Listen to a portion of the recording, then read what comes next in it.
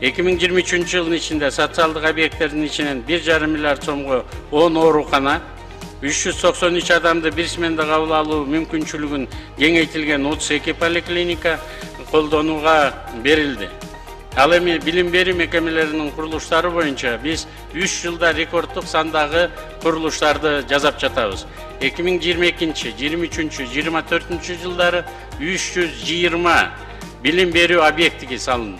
268 мектеп, 52 бала бакча, мунун ичинде салыштырмалуу Советтер Союзу дүңгүрөгөн кезинде 86 жылы 43 мектеп эле курулуп ишке берилген экен.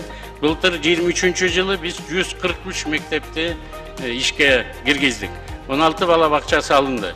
Быйыл 2024 жылы 190 мектеп жана 110 бала бакчада курулуштар кызуу жүрүүдө.